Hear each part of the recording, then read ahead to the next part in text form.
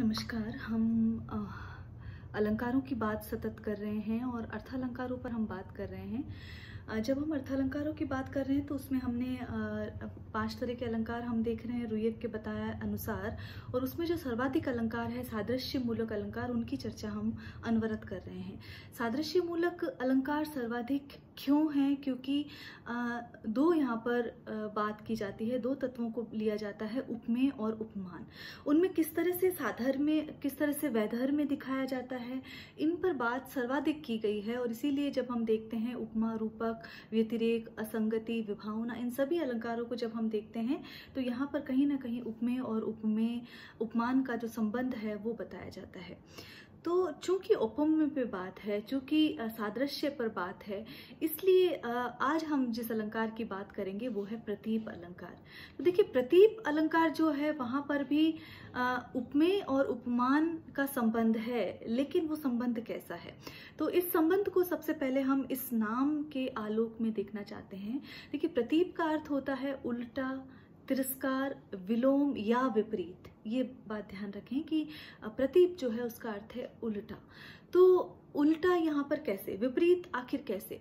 तो देखिए, उपमेय और उपमान का एक प्रकृत संबंध होता है कि उपमेय को उपमान के सदृश बताकर उसकी श्रेष्ठता बताई जाती है। ये हम उपमा अलंकार में करते हैं।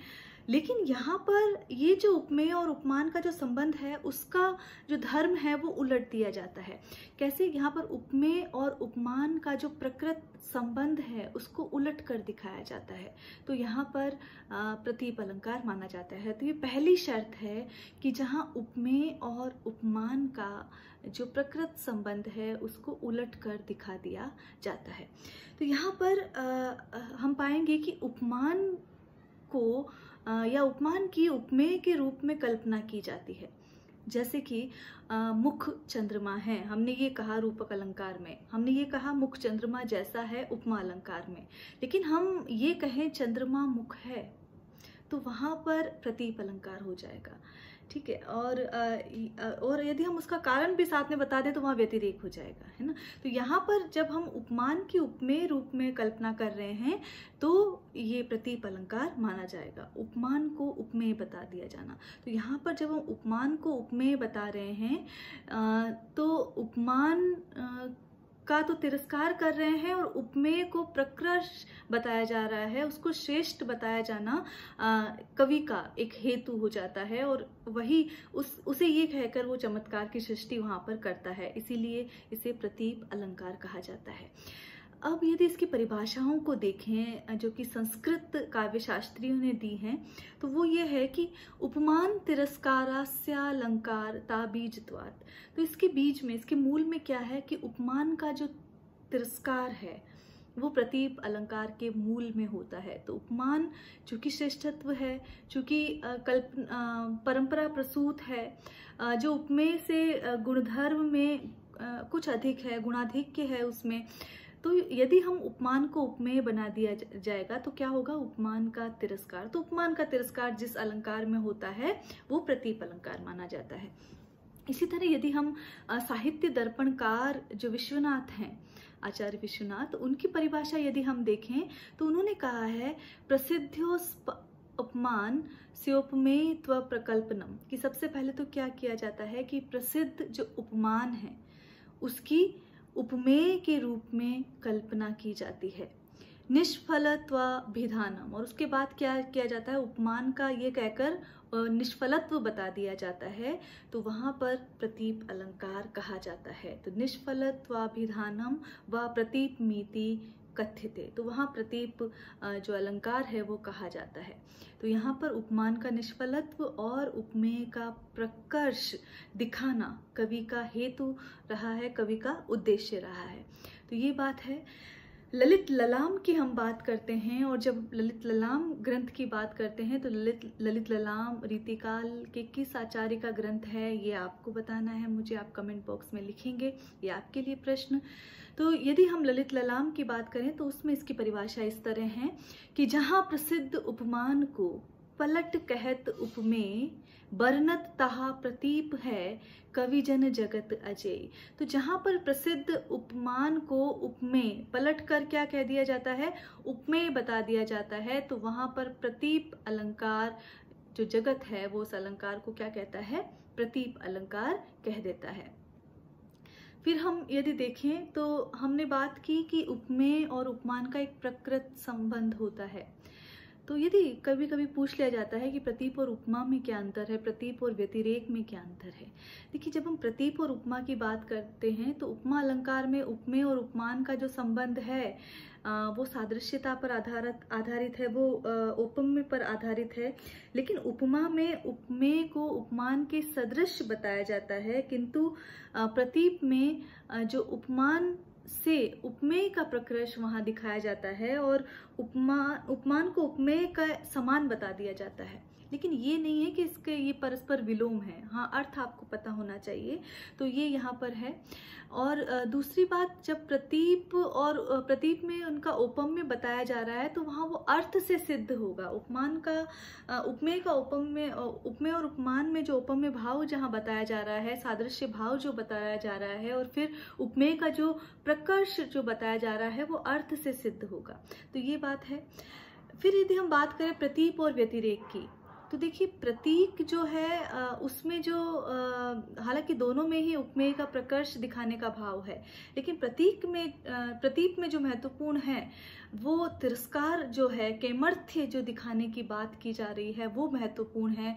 व्यतिरेक में जब हम बात करते हैं तो व्यतिरेक में भी तिरस्कार तो होता है लेकिन अप्रत्यक्ष वहां पर होता है। प्रतीप में अप्रत्यक्ष तिरस्कार वहां पर किया जाएगा, और जब हम व्यतिरेक की बात करेंगे तो वहां पर अप्रत्यक्ष रूप से तिरस्कार होगा, क्योंकि वहां उपमेय का प्रकर्ष कारण सहित दिखाया जाएगा। तो ये बात है, ये अंतर आप प्रतीप और व्यतिरेक में देख सकते हैं। उदाहरण यदि हम देखें तो अमीय झरत चहु और सो, नयन ताप हरि लेत, राधा जू के वदन अस, चंद उदित केहि हेत। तो यहाँ राधा के मुखमंडल की बात की गई है, और जब हम राधा के मुखमंडल की बात करते हैं, राधा जू के वदन की जब बात कहते हैं, तो वहाँ ये कह रहे हैं कि राधा का मुखमंडल जो कोई देख लेता है तो उसके चारों ओर, राधा के मुखमंडल के चारों ओर अमृत बरसता रहता है, अमृत से वर्षा होती है, और उससे क्या होता है कि वो नयनों का ताप जो है वो हर लेती हैं।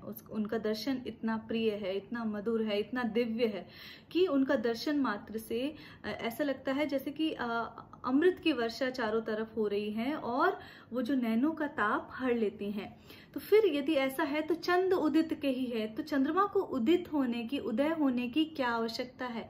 तो देखिए, चंद्रमा का जो गुणधर्म है कि वो सुधा बरसाता है, वो अमृत की वर्षा करता है और शीतलता करता है, तो वो उसको उपमेय बना दिया गया है, राधा के मुखमंडल के समान बता दिया गया है, जब राधा के मुखमंडल के भी यही गुणधर्म है। तो इस प्रकार चंद्रमा का एक तरह से तो ये कहकर भी तिरस्कार किया गया है कि चंद उदित कही हेत, किस लिए उदित होता है। हालांकि प्रतीप की एक चतुर्थ स्थिति आ जाती है, लेकिन इस प्रतीप के उदाहरण में हम ये लिख सकते हैं कि चंद फिर किस लिए उदित होता है, तो यहाँ पर प्रतीप अलंकार माना जाएगा। यदि जैसा कि हमने कहा कि अलग अलग स्थितियां हैं प्रतीप की, सामान्य जब उपमान को उपमेय बता दिया जाए, फिर है कि किस प्रकार उपमेय का तनिक निरादर किया जा रहा है, फिर उपमान का निरादर किया जा रहा है, उपमेय की व्यर्थता बताई जा रही है। इन सभी आधारों पर प्रतीप के कुछ भेद किए गए हैं। पहला भेद जो है वो सामान्य लक्षण जो प्रतीप अलंकार का है कि जब प्रसिद्ध उपमान को उपमेय बना दिया जाए तो कौन सा अलंकार होगा, प्रथम प्रतीप माना जाएगा। तो देखिए उदाहरण देखते हैं। एक शर्त आप ध्यान रखें, प्रसिद्ध उपमान को उपमेय बना दिया जाए तो इसकी मूल आधार है ये कि मैथिली आनन से अरविंद कलाधर आरसी जान परे हैं। मैथिली आनंद के जैसे कौन जान पड़ रहा है, अरविंद, कमल, कलाधर जो कलाओं को धारण करता है, चंद्रमा और दर्पण। तो मैथिली आनंद जो सीता का मुखमंडल है उसके समान कौन जान पड़ रहे हैं, अरविंद, कलाधर, आरसी जान परे हैं। सीता का मुखमंडल कमल के समान है, हम ये कह रहे हैं, लेकिन यहाँ क्या कह रहे हैं कि जो सीता के मुखमंडल के जैसे वो जान पड़ रहे हैं। है ना। तो यहाँ उल्टी बात, तो अरविंद, कलाधर, आरसी, इन जो प्रसिद्ध उपमान हैं, जो गुणाधिक्य में कुछ अधिक है, लेकिन उनको हमने उपमेय बना दिया गया है, सीता के मुखमंडल के समान कह दिया है, इसलिए यहाँ प्रतीप अलंकार, प्रथम प्रतीप अलंकार माना जाएगा, प्रथम भेद माना जाएगा। कामायनी की 2 पंक्तियों को देखते हैं। कामायनी जयशंकर प्रसाद की रचना है, छायावादी रचना है, और उसमें नाना मनोभावों का जिक्र है और उसी आधार पर सर्ग लिखे गए हैं। पहला सर्ग चिंता है, उसी की चिंता सर्ग की पंक्तियां हैं।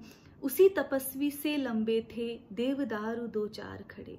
उसी तपस्वी, मनु की देह यष्टि की बात है, उसी तपस्वी जो वहाँ बैठे थे, मनु जहाँ शिला पर बैठे हैं, वहीं उनके समान ही जो देवदारू के वृक्ष भी खड़े थे। तो देवदारू का वृक्ष जो है यहाँ पर ये उपमान है और इनको हमने तपस्वी के समान बता दिया गया है, उपमेय बता दिया गया है। तो प्रसिद्ध उपमान को जब उपमेय बता दिया जाए तो कौन सा अलंकार माना जाएगा? प्रथम प्रतीप माना जाएगा। अब दूसरा प्रतीप क्या है, उसकी क्या शर्त है?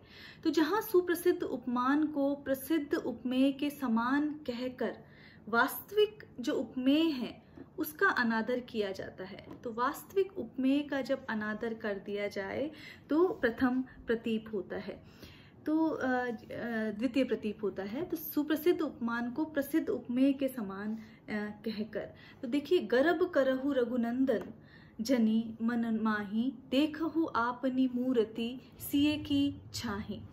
तो गर्भ करहु रघुनंदन, देखिए रघुनंदन जो है वो तो स्वयं उपमान है, लेकिन उनको हमने सीता की छवि के समान बता दिया गया है। तो उपमान को पहले तो उपमेय के समान बता दिया गया है और सिए की छाही कहा कहकर फिर ये गर्भु करहु रघुनंदन कर दिया जाता है, तो वास्तविक जो उपमेय है उसका अनादर किया गया है। तो इस प्रकार सुप्रसिद्ध उपमान को प्रसिद्ध उपमेय के समान कहकर वास्तविक उपमेय का जहाँ अनादर कर दिया जाता है वहाँ द्वितीय प्रतीप अलंकार माना जाएगा। और उदाहरण देखें, इससे स्पष्ट हो जाएगा। अरि सुनैने नैनों पर तू क्यों फूली फिरती है, इनके सम इंदिवर श्रेणी प्रति सर में तिरती है। तो देखिए शर्त क्या है, सुप्रसिद्ध उपमान को प्रसिद्ध उपमेय के समान कहकर, तो उपमान को सबसे पहले इंदिवर को आंखों के समान कहा गया है। सुनैने नैनों पर तू क्यों इतराती है, तू क्यों फूली फिरती है। तो सुनैने स्त्री की बात की जा रही है और उससे उसकी आंखों पर गर्व है, लेकिन उसकी आंखों की तुलना इंदिवर से की गई है, तो इंदिवर को एक तरह से उपमेय बना दिया गया है। फिर जो उपमेय है, वास्तविक जो उपमेय है सुनैने, उनको ये कह दिया गया है उनके नैनों के लिए कि तू क्यों फूली फिरती है। तो यहाँ पर ये बात आ गई है कि वास्तविक उपमेय का अनादर किया जाता है, तो इसलिए यहाँ पर जो दूसरी कंडीशन है, दूसरी जो शर्त है प्रतीप अलंकार की, वो मानी जाएगी। तीसरी जो बात कहें तो जहाँ प्रसिद्ध उपमान को उपमेय के सदृश कहकर प्रसिद्ध उपमान का निरादर किया जा रहा है, तो कथन से निरादर किया जाए वहां पर प्रतीप अलंकार माना जाएगा। तो उपमान को उपमेय के सदृश बताया जा रहा है, ये तो सभी में हो रहा है, लेकिन यहाँ क्या किया जा रहा है, प्रसिद्ध उपमान का निरादर किया जाता है। पहले हमने क्या किया था कि यहाँ पर उपमेय का अनादर किया जा रहा है और यहाँ पर उपमान का एक तरह से अनादर किया जा रहा है। तो विद्युत की द्युति फीकी लगे, रघुनाथ प्रिया मुस्कान के आगे। रघुनाथ की प्रिया कौन है? सीता। सीता की मुस्कान की बात हो रही है, उपमेय है, और विद्युत की द्युति की बात की जा रही है जो उपमान है।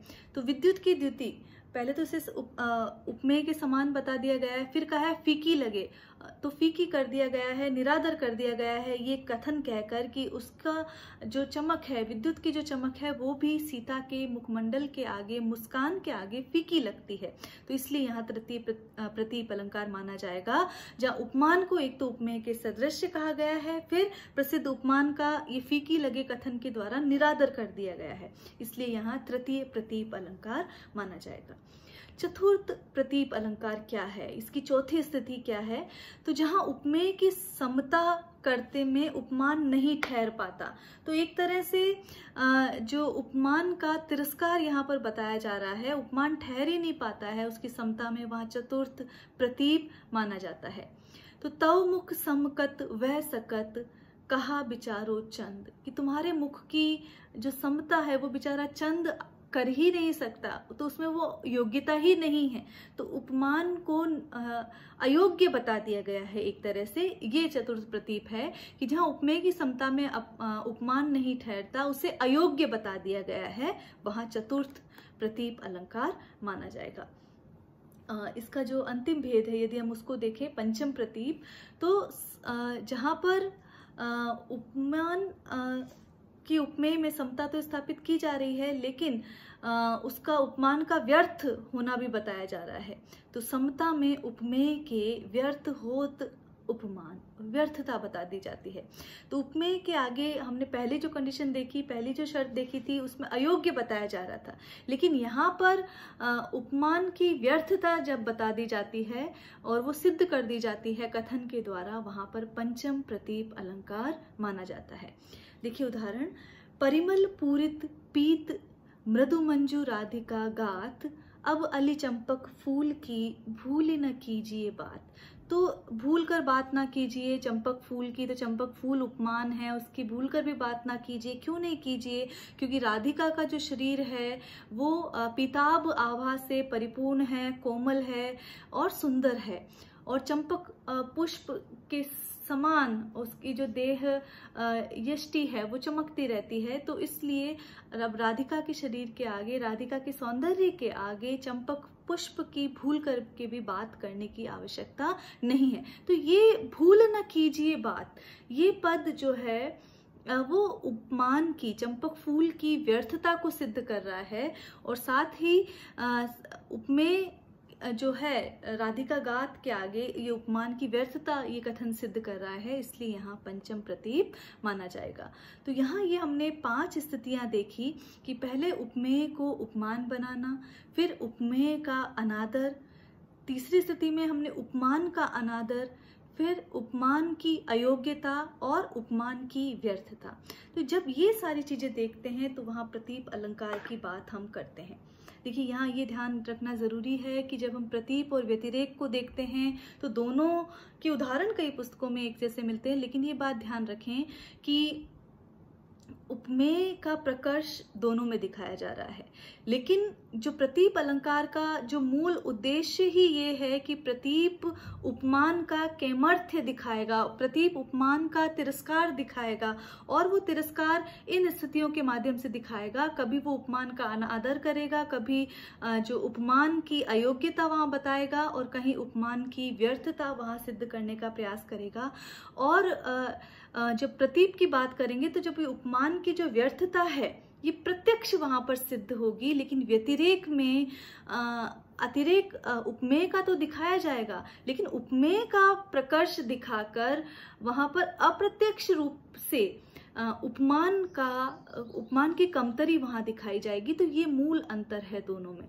दोनों सादृश्य मूलक अलंकार हैं, लेकिन यहाँ पर जो औपम्य ये जो प्रतीप है वहां पर औपम्य जो है गम्य होता है। तो जो वो बात करेंगे वो अर्थ से जो बात की जा रही है वो अधिक है, वो प्रत्यक्ष अधिक है, इसलिए प्रतीप अलंकार इसे कहा जाएगा। दोनों में उपमेय का प्रकर्ष है, दोनों में एक तरह से उपमान को हे बताया गया है, लेकिन प्रतीप में कैमर्थ्य तिरस्कार जो है वो महत्वपूर्ण है। और वो तिरस्कार किस तरह होगा? उपमान को उपमेय के रूप में सिद्ध करने के लिए वहां उपमान का अनादर किया जाएगा, तिरस्कार किया जाएगा, उसको अयोग्य बताया जाएगा और उसको निरर्थक बताया जाएगा। तो आज के लिए इतना ही, फिर मिलते हैं। नमस्कार।